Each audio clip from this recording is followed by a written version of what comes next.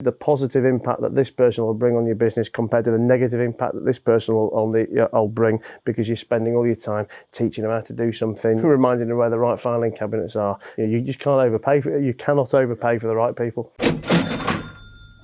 When you look at it in terms of actual ROI, I think you'll find that the numbers work on an even more exaggerated level as well. Because I mean, I've had this time and time again, myself, where, for example, I might be hiring for a role's irrelevant, but let's say I'm looking at someone who's 50 grand. And then somebody else comes along, or somebody else who's recommended to me, who may be substantially more, let's say 80 grand. And on the face of it, your immediate reaction is, well, look, I mean, those two figures are just far too out of kilter. We're talking 24, 26, but the difference between 50 grand and 80 grand is astronomical. The way I'll always look at it is, well, if that person really is that much better, then they're gonna provide an ROI of multiple lots of 30 grand, and the risk of hiring them actually isn't 30 grand, because the reality is, with most people, you can interview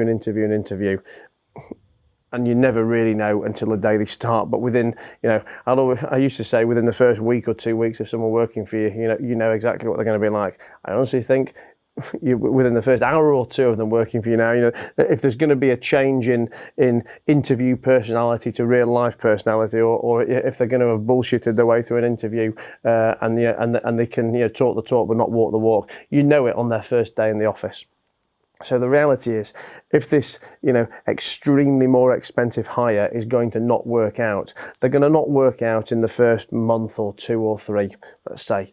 And so you're not talking 30 grand, you're talking 2.5 grand a month times 1 or 2 or 3 months. That's your level of risk. But then again, the reality is, when you talk about salespeople, and you say, well, if I hire this guy and he's on a 100 grand basic, and I'm going to have to get rid of him, he's going to cost me tens and tens and tens of thousands. Look, there may be extreme circumstances where someone delivers nothing, but I think you've got a very unfortunate freak situation where someone actually really delivers nothing. So I think so by the time you actually take that that 30, 40, 50 grand wage differential, fractionalize it across 2 or 3 months, and then knock off what they actually have contributed anyway. Yes, there's still financial risk there, but that's business. Taking it back to where you were, you just really cannot overpay to have the right people. And one of the staff in a business I'm involved with at the moment is looking to recruit an admin related position. So I guess we're kind of going from one end of the spectrum to the other here. And this was a role that that she wanted to hire someone at pay them 18 or 19 grand. And I said almost flippantly, pay them 20, pay 25, pay 26. And she's like, yeah, but we don't need to.